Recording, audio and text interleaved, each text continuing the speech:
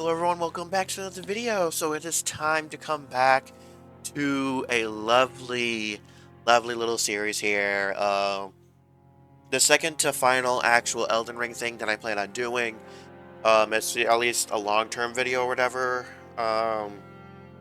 But for the very first time, we are actually going to be using magic.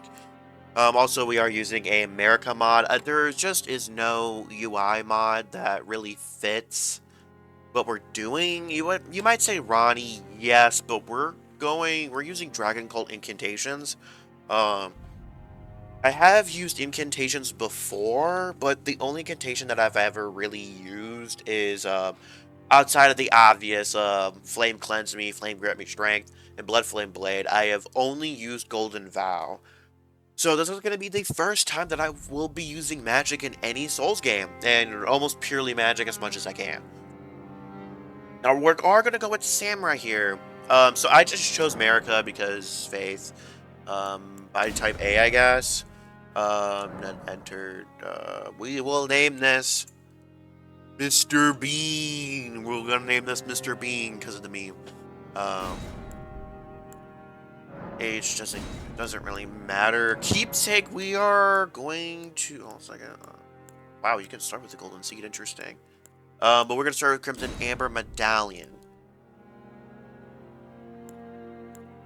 1 second.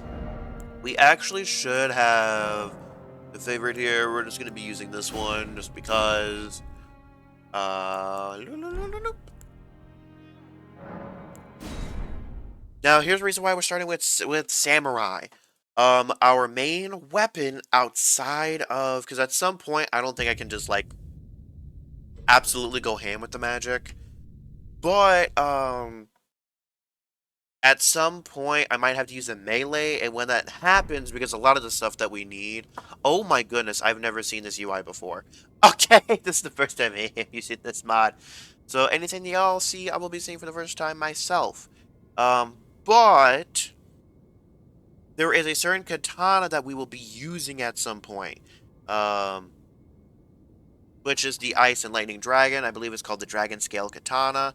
I am double checking. Yes, the Dragon Scale Katana, that is a katana we are going to be using at some point. Okay. As long as everything is tame. Yeah, everything seems tame. I'm not a huge fan of this mod in general due to the fact that, it uses some AI-generated shit, and I'm not a huge fan of that.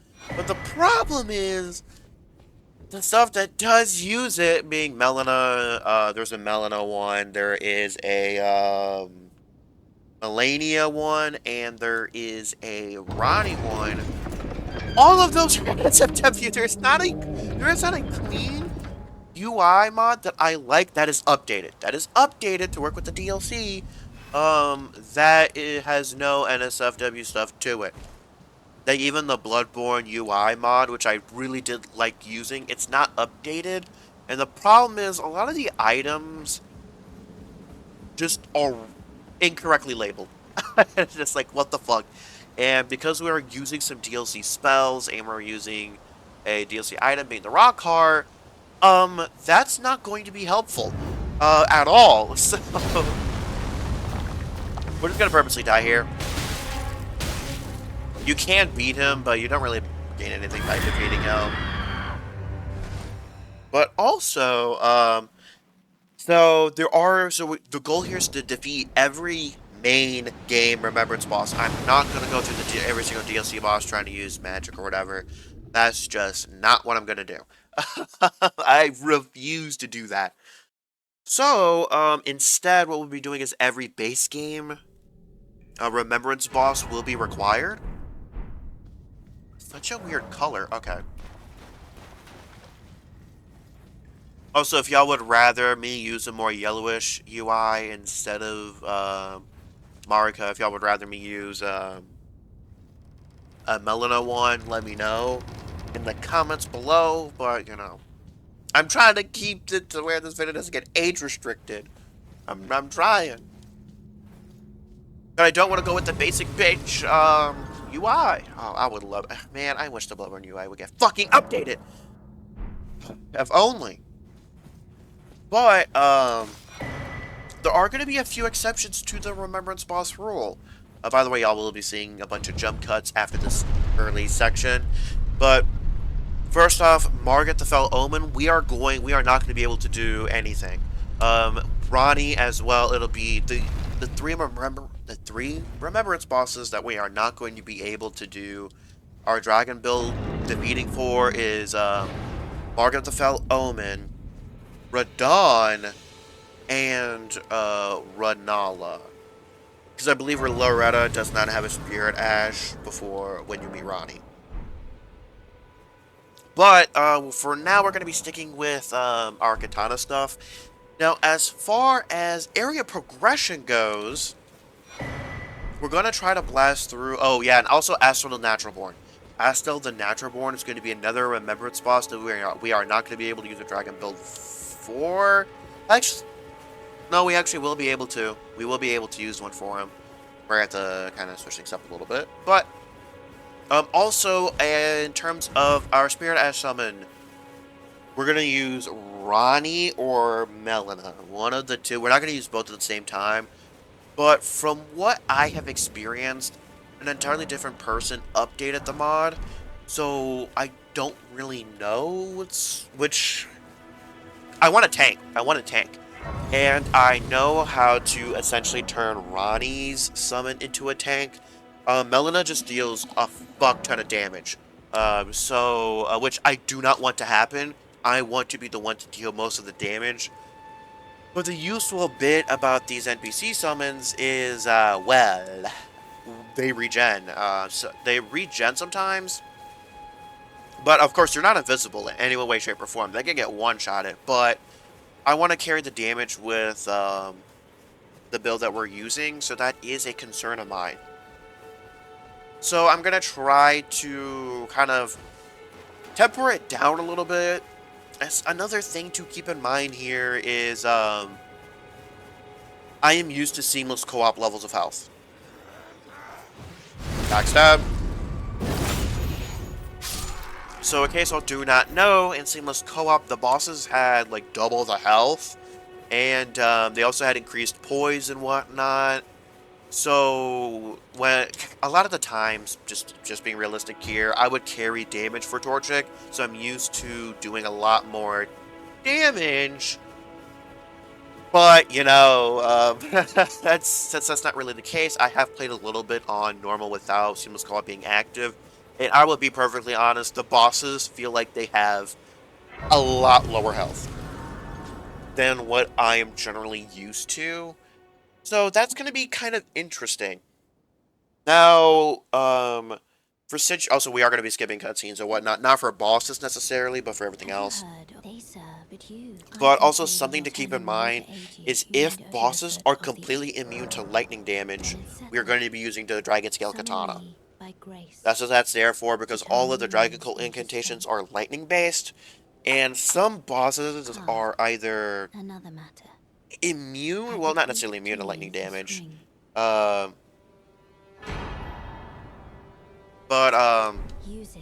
if it's either immune or ridiculously resistant to lightning damage, we're going to rely on Dragon Scale for the most part. So that's kind of there to help that out as well. We can't level up, I believe. We've barely killed anything. Yeah, we can't level up. So, have Steed.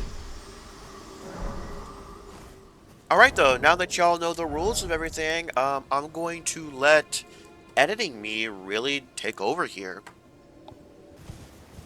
Hello everyone, this is editing me, so I'm going to be your general narrator for quite a bit of this run here. Also, I did change the mod from the America. I just thought it was a little bit much, and I changed it to the Melina one. I also did not like the color necessarily, so I just had to stick with the red, because, you know, we'll be using red lightning at some point.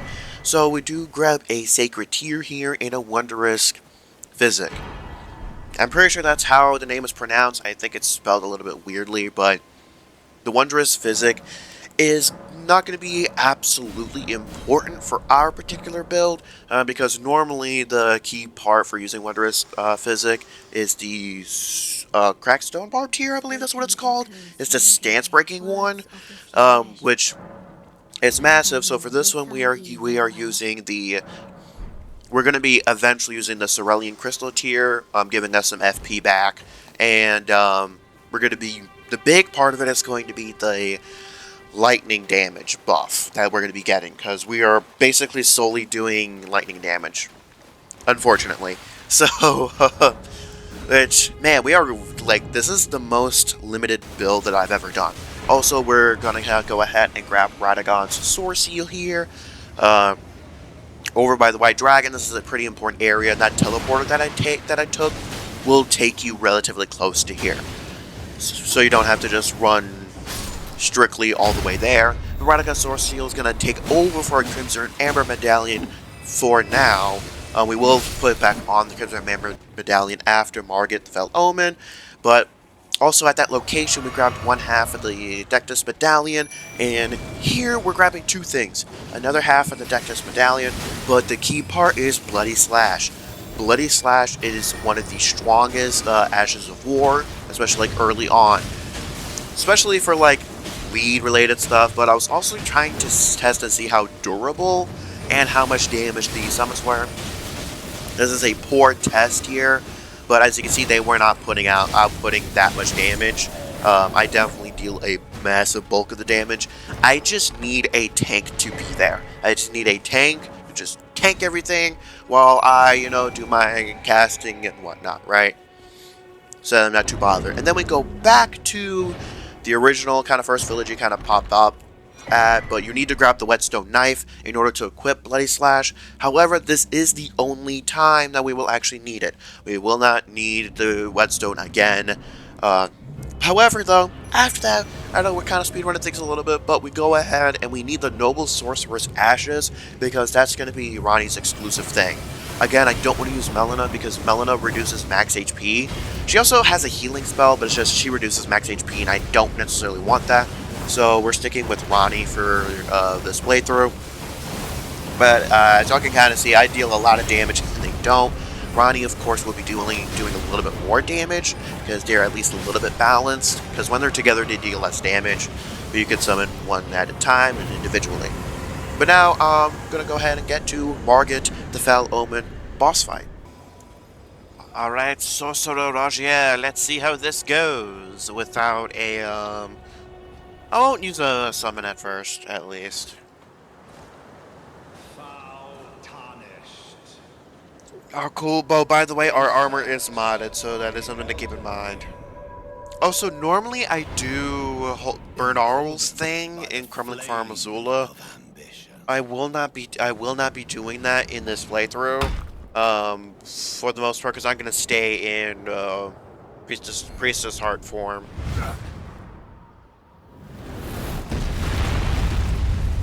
So that is something to keep in mind. So we're gonna stick with Land of the Reeds armor essentially until like we get to the DLC. So.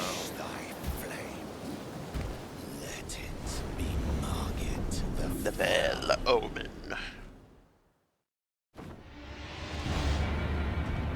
Okay, we're not gonna summon at first. Wow, we do not do fantastic damage. I don't like that wind up.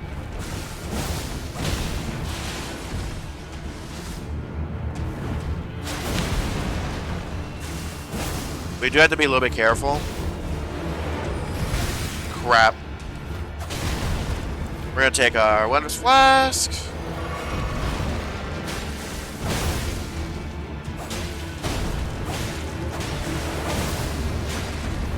Yeah, we aren't able to make him bleed. There we are. He had to be getting close to the stance breaking. There we are, I got bleed. Oh, wow, that's a white AoE.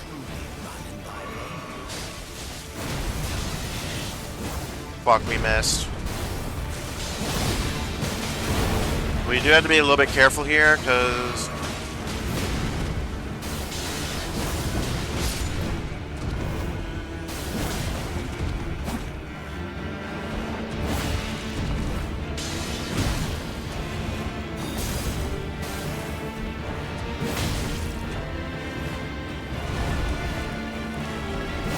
There we are.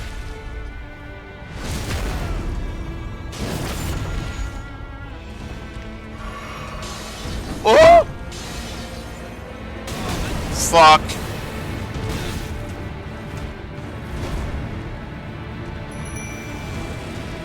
I'm dead. Okay, Rani's damage is a little high. Our damage is gonna suck for now.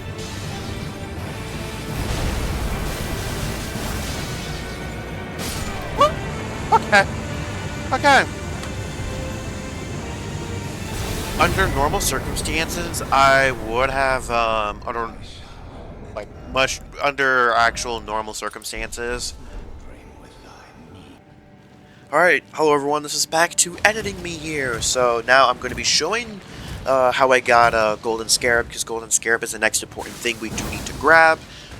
Sometimes I accidentally will do a Bloody Slash here and there, because sometimes I forget how incantations actually work. Now unfortunately we will not actually have very much of our build completed by the end of this video. Keeping it around 30 minutes, in terms of actual playtime in Elden Ring, there's about 4 hours. There's about 4 hours that I condensed into 30 minutes. So that's something to keep in mind. Also, you know,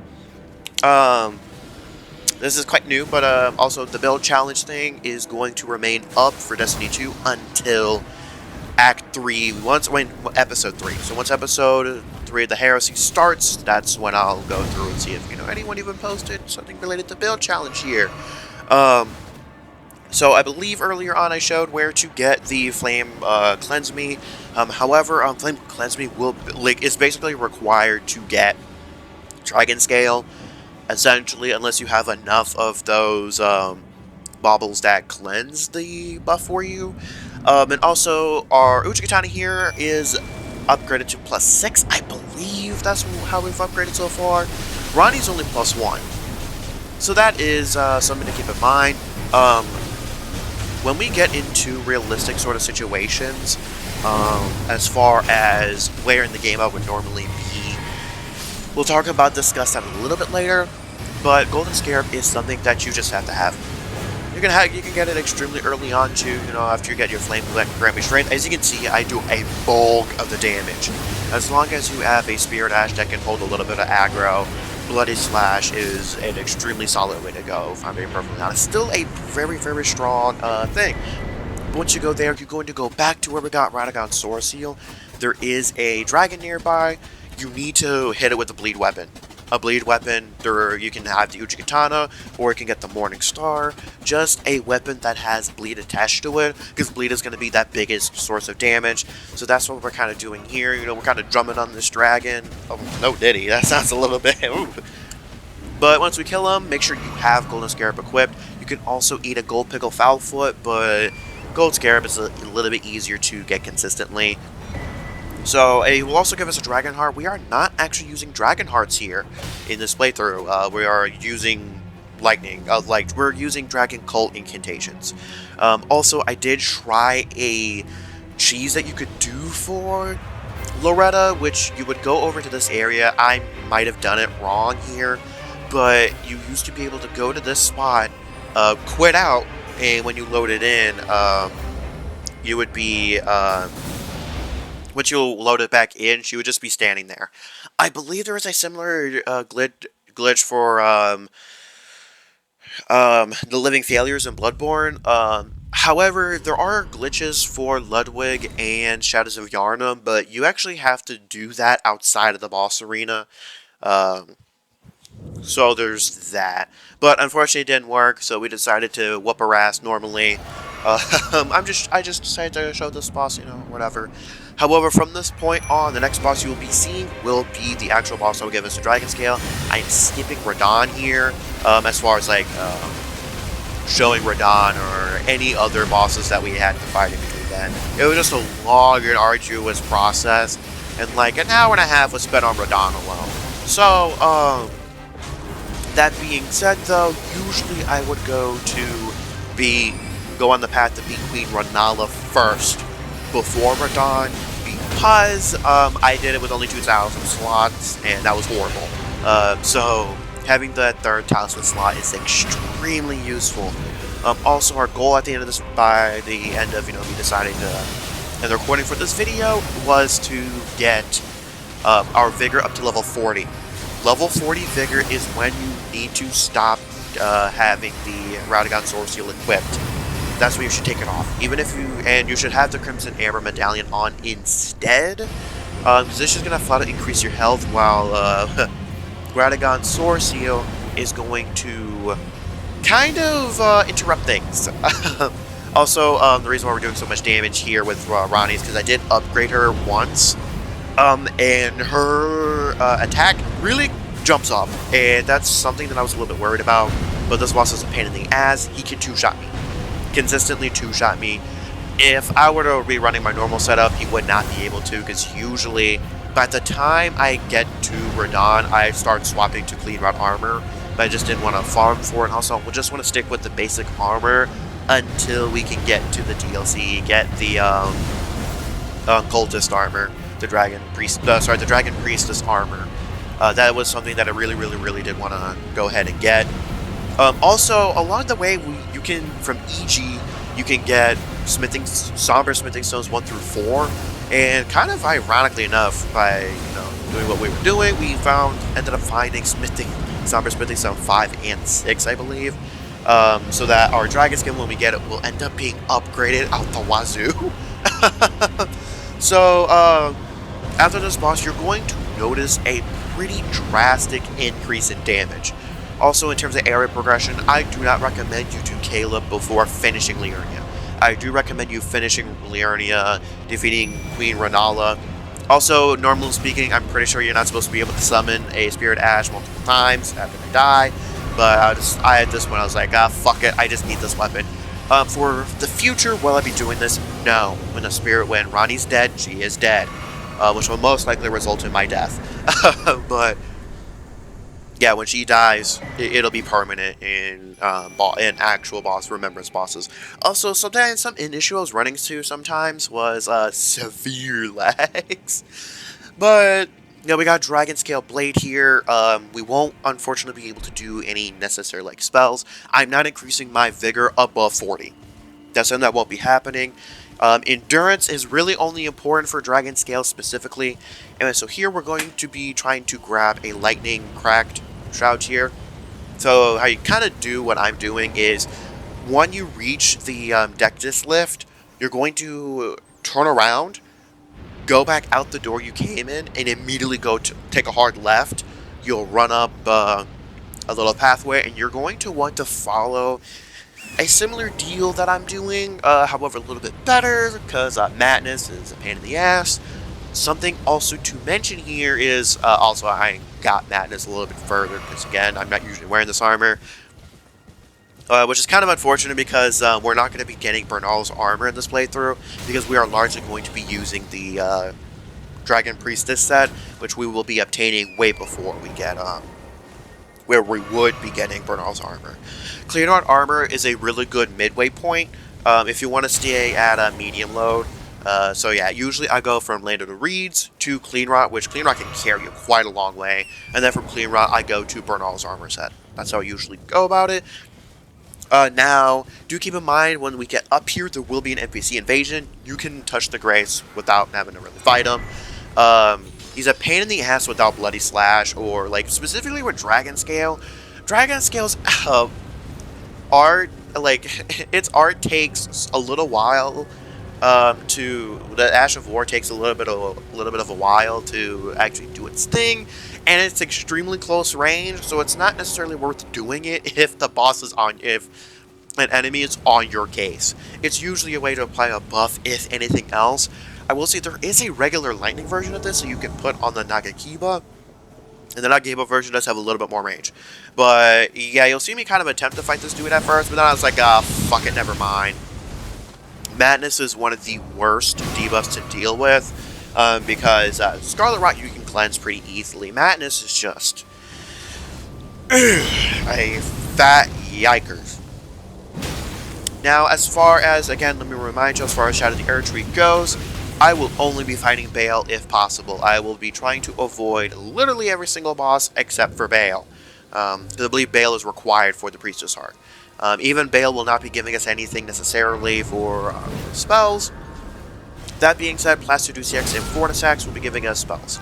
Also, something to keep in mind is for Dragon Scale, Katana is the only... by the way, here, I just ran back down the way we came up to the church.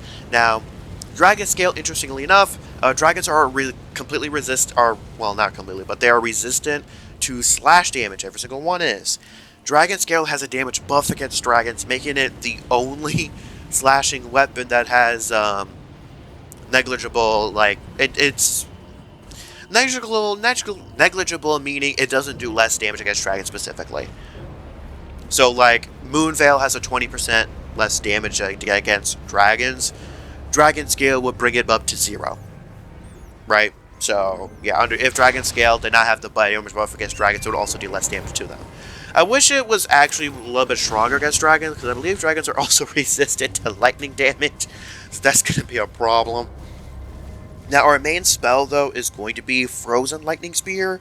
That's the one I'm going to mainly be using. But as far as our actual talismans go, we're going to be trying to get Lord's Favor, well, Eritree's Favor, sorry. Eritree's Favor, our final one's going to be +3.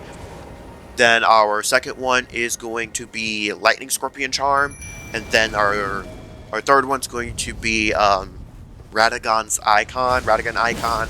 And the final one will be Pearl Drake Talisman or the Dragon Crest Great Shield, depending on persuasion. But it'll most likely remain to be Pearl Drake Talisman.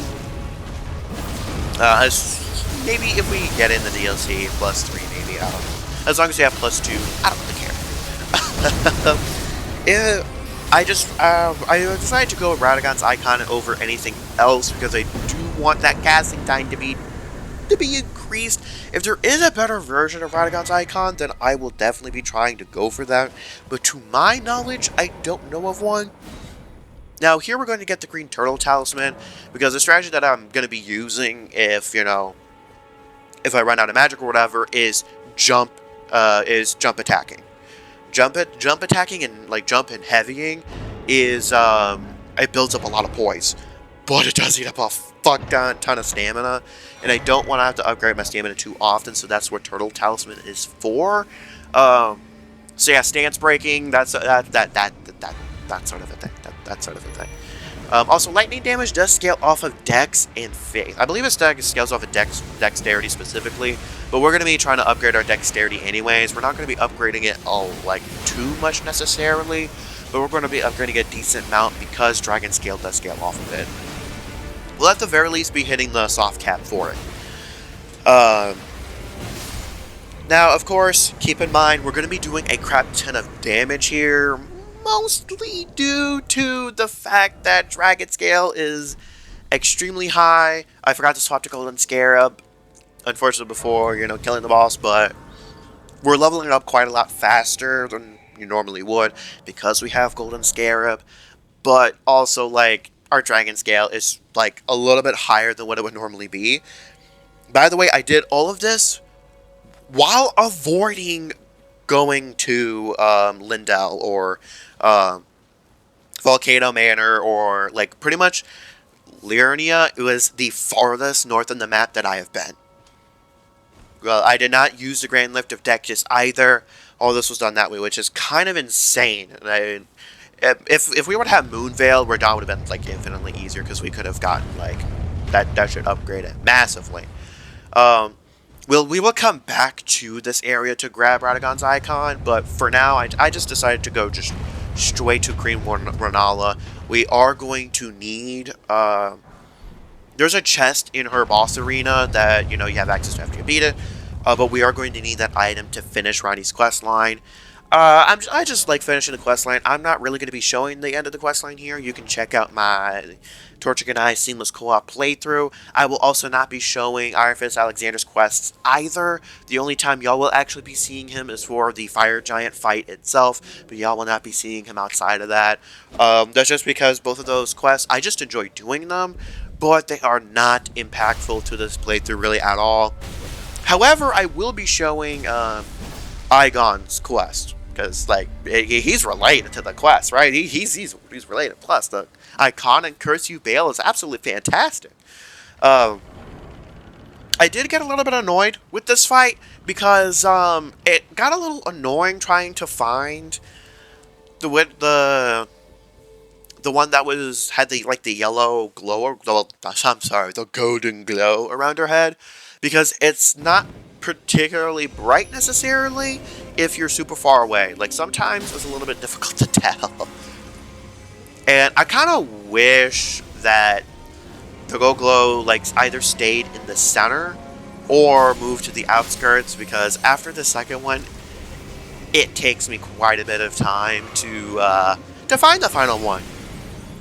That being said, I was surprised that we were able to one phase Renala, mostly due to I'm not used to the health that a lot of these bosses have. In Seamless Co-op, the bosses have way more health.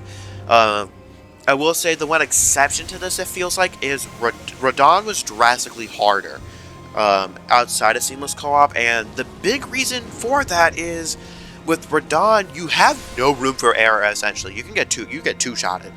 However, what you can do in Seamless Co-op is while Radahn is targeting one person, they can focus on dodging while the other person summons all of the warriors and goes up and start attacking, which will shift Radahn's focus away from the person dodging, so the other person that is dodging can get right up close and do some damage and start doing some damage.